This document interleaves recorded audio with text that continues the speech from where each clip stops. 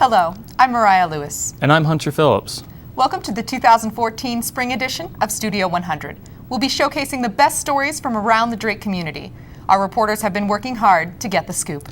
From the high jump and high V to the homeless of Des Moines, we have it covered. First up on the menu is classic. The Drake Diner has been a staple of the Drake community for almost 30 years. Georgie Smith has the story. Even though it's hidden on a side street, everyone knows where Drake Diner is. And if they don't know, that just means they haven't discovered it yet. The diner has a menu chock full of the classics, serving breakfast favorites all day long, but they also serve up their own creations. We spoke with one diner that was about to order his dinner. Ordering a rarebit burger, which is essentially an open-faced hamburger with a cheddar sauce poured over it. It's fantastic. Another one of their creations starts in Cedar Rapids at Quaker Oats and ends in your stomach. This is their Captain Crunch French Toast Sticks that uses the cereal's crunch as a sweet coating. But there's more than just food at this restaurant. I like the atmosphere here. It's a lot of fun. It's quick and upbeat, and we have some really cool customers. Even though Drake Diner is home to the Bulldogs, they are more than just that to the community. They serve great, unique food, and people come back every day. Everyone knows what it is. From the moment you step foot on campus, your first day as a first-year student, you know what Drake Diner is. So it's just kind of a unifying thing. Part of the experience is the building. Drake Diner is straight out of the 1950s with neon lights, a curved ceiling, and bar stools galore. They've been run by the same management since 1987, and that's why they've lasted so long. I'm Georgie Smith, reporting from Des Moines. Drake Diner is located on 25th Street in Des Moines and is open every day from 7 a.m. to 11 p.m. except Sunday. If you'd like more information, check out their website, www.drakediner.com. Not in the mood for comfort food? A great alternative is Drake's neighborhood sports bar, Jethro's Barbecue. The venue is recognized nationwide for its superb barbecue and its appearance on Man vs. Food. Mason Morrow has the story. Jethro's Barbecue has not only become a staple in the Drake community, but it is highly regarded as one of the greatest barbecue joints in the nation. Since opening its doors in 2008, Jethro's has become one of the most decorated restaurants in Iowa. In less than just a year of business, Jethro's was named one of the 100 best barbecue restaurants in America. Since then, Jethro's has received recognition from the likes of ESPN, Men's Health magazine, and even President Barack Obama. But how did Jethro's popularity grow so quickly? The answer is the Adam Emenecker sandwich. Named after the former Drake star point guard, the Emenecker comes with its own challenge. The contestant must finish the 5-pound sandwich in less than 15 minutes. Man vs. Food star Adam Richman fell victim to the challenge, but 5'5", 120-pound Nebraska native Molly Schuyler conquered the challenge at not one, but all 5 Jethro's locations. Molly has just been amazing, just as big as Adam Emenecker.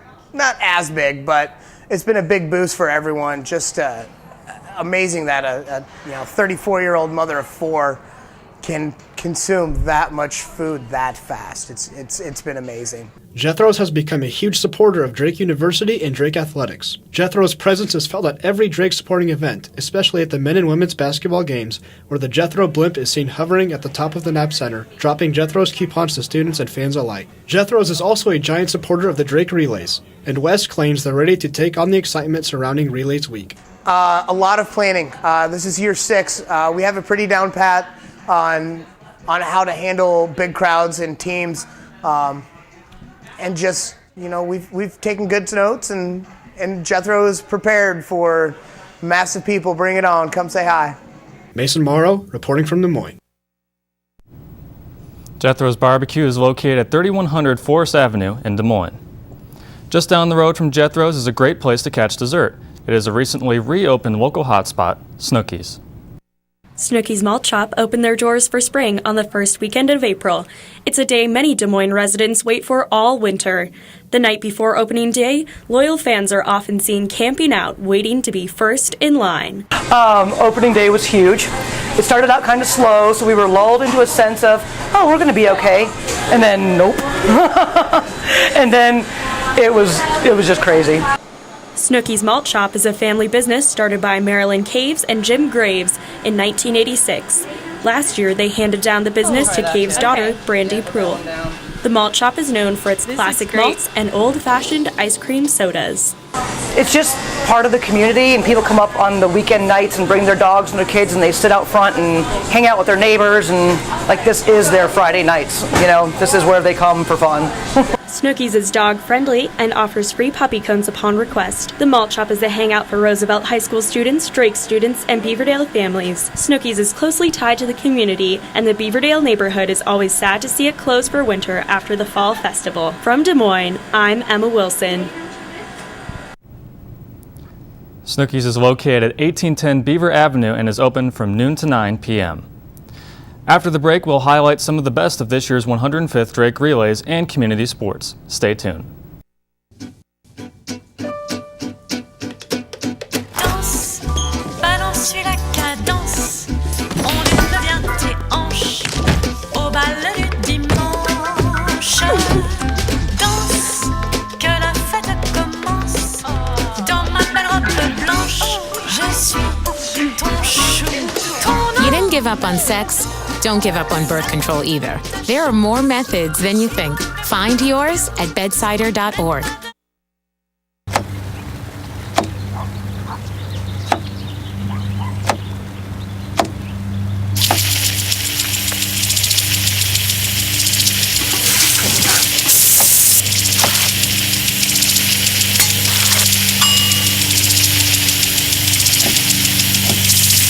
Clean kitchen surfaces, utensils, and hands with soapy water. 1 in 6 Americans will get sick from food poisoning this year. Keep your family safer. Check your steps at foodsafety.gov.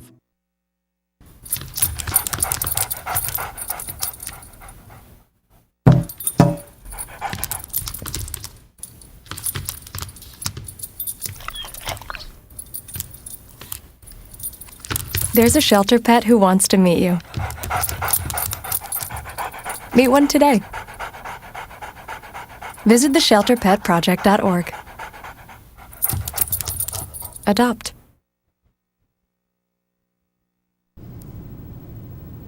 Welcome back to Studio 100. Last week was the 105th running of the Drake Relays. The week leading up to the competition involves promotional events like the pole vault in the mall. This year, there was a new addition to the events, and it's not where you would expect.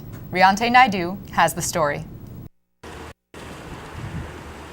It's just another ordinary day in the produce section at the Hy-Vee in Waukee, Iowa, the Corn Belt.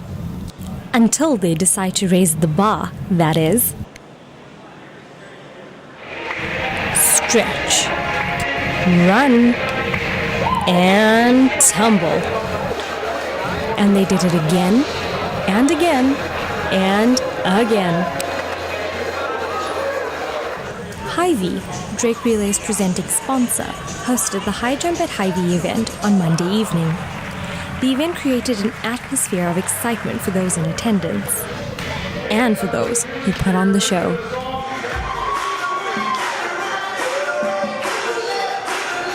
So, why does Hy-Vee look forward to relays? To have an event that brings in elite athletes from all over the world, college athletes from all over the United States, high school athletes from all over the state of Iowa. It allows you to see some of the best at any given age level in our backyard. And what is Hy-Vee excited about in addition to the great athletes?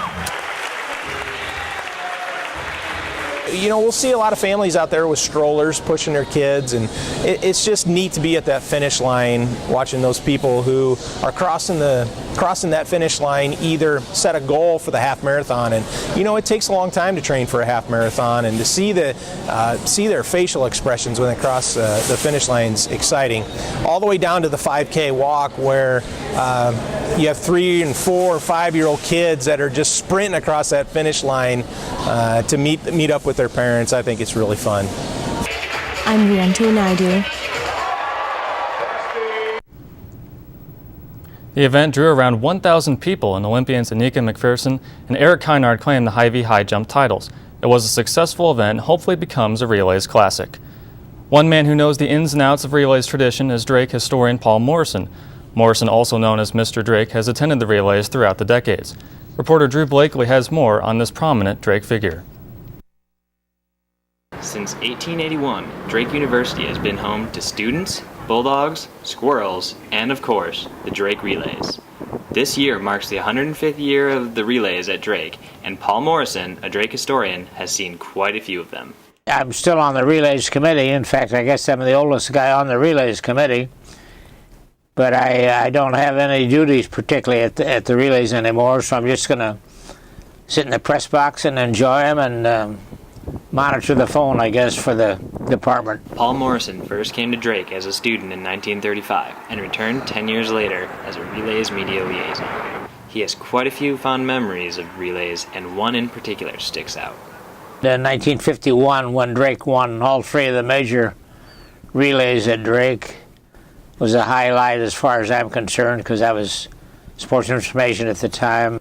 The Drake relays begin April 24th and continue until the 27th in Drake Stadium. This is Drew Blakely.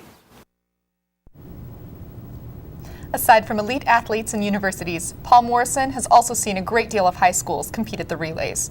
One standout high school from the Des Moines area is Johnston. Here's how this local school prepared for America's Athletic Classic. Hard work and determination.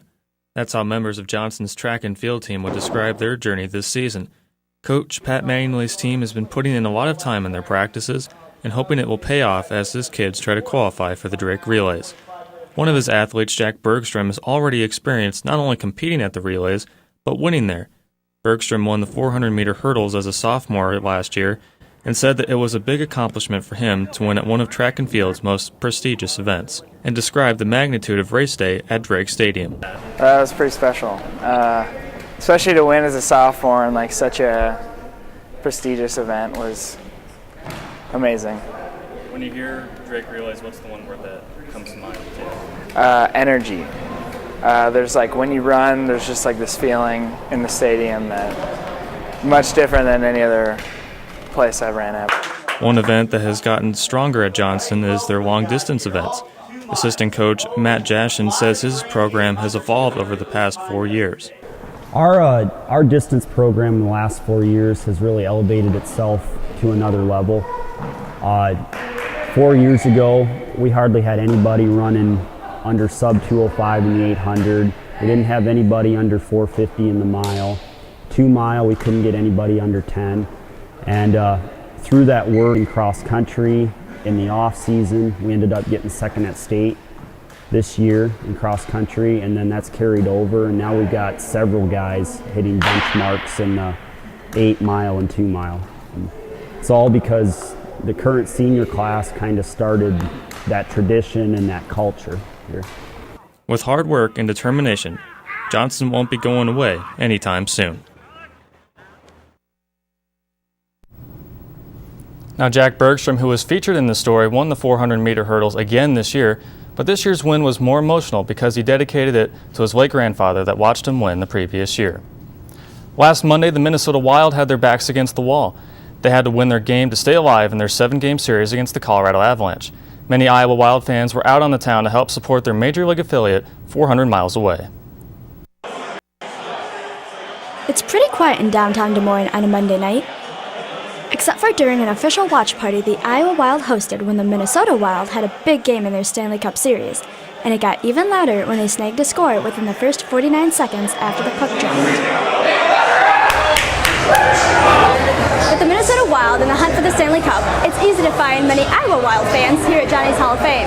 They're hoping that their Major League counterpart will bring their home team a lot more success. Being that this is a professional team and affiliated with the Wild and in the NHL, I think it's brought a lot of enthusiasm. The Iowa Wild has not only brought enthusiasm to the state, they've also brought the community together. You know, I think it's a good organization. They've got a really strong community here in Des Moines that follow them, and probably throughout Iowa.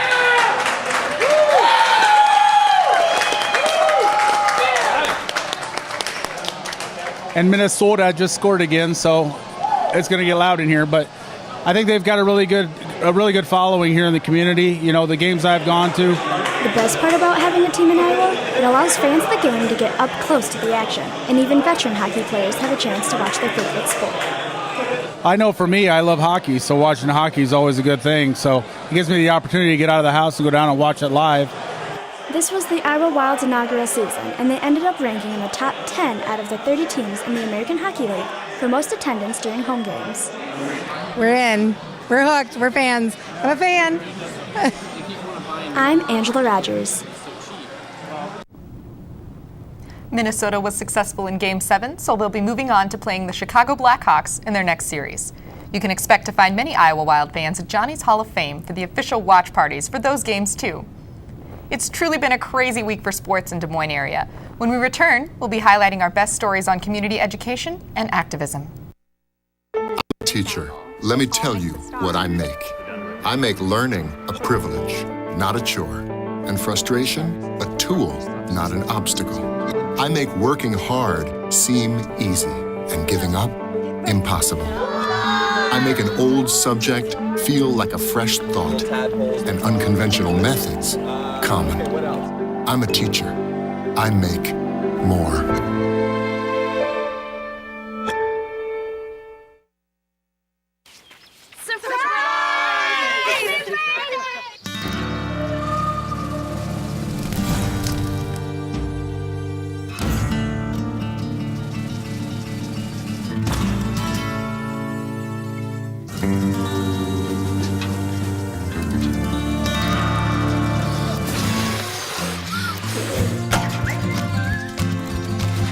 Preventing wildfires.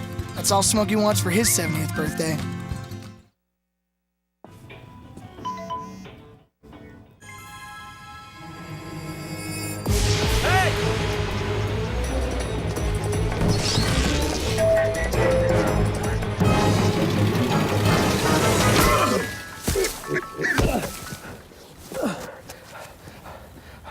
So, same time next week? Well, of course. Put away a few bucks, feel like $1 million. For free tips to help you save, go to Feed the Pig. Welcome back to Studio 100. As the school year draws to a close, one school many students will flock to for cheaper summer classes is Des Moines Area Community College. But during the school year, their students are working hard as part of a new competition helping small businesses. Madison Calamedo has walked the halls of DMAC for the story. Des Moines Area Community College is known as a place of learning and development, but lately they provided more than just classes and diplomas. An anonymous donor has offered $10,000 to the school to fund an entrepreneurship competition between both students and alumni. The competition is meant to reward and encourage those who strive to start their own company and pursue entrepreneurship within Iowa. They are supportive of small businesses. They are supportive of DMAC and also of assisting those people that have the idea but not quite sure how to make it work. So through their generosity, we're able to offer the DMAC Foundation Entrepreneurship Competition.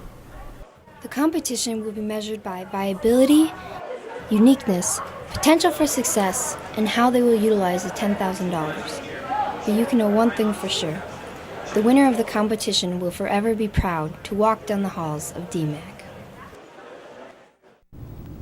Now for more information on the competition and qualifications, you can visit go.dmac.edu.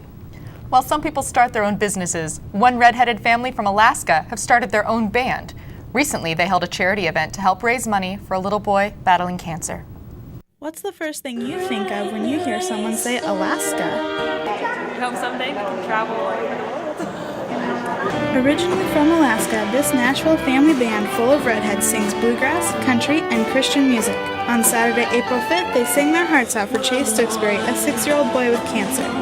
All donations and sales benefited the Stooksbury family for medical costs and travel expenses to the hospital, which is over 200 miles away from the Stooksbury home. I feel like we've been blessed so much by other people helping us recognize our dream and helping us to do whatever it takes to do what we love. We'd like to give back any way we can. The concert raised approximately $500. The Redhead Express is coming back to the Bridgeview Center in Ottumwa, Iowa on May 9th to host a second concert for Chase. When Brett Walker, the father of the Redhead Express, asked Chase to come on stage, he was shy, but after the concert, Chase took over the drums. To help Chase with his battle against cancer, you can send your donations to 226 Summer Street, Humiston, Iowa, 50123, or you can attend the Redhead Express concert on May 9th and donate to Chase and his family in person. Well, thankfully, there are people willing to go above and beyond to help others. One local foundation is there to lend a helping hand and raise awareness about a lesser-known problem impacting the Des Moines area. The Chrysalis Foundation, along with the Junior League of Drake University and Des Moines, hosted the In Our Own Backyard Luncheon event at the Windsor Heights Community Center Monday, April 28th. The luncheon was held in order to raise awareness about sex trafficking. We don't really want to say we have that problem, so we call it prostitution, we call it pimping, we call it whatever else we call it instead of its real name, and that's human trafficking. One of the biggest difficulties these organizations face is convincing people that human trafficking happens right here in Iowa. First challenges that we face is changing the paradigm that it doesn't happen here, because it most certainly does. And we know that once we can get past that, we will have a much easier time convincing people who need to be convinced as far as research.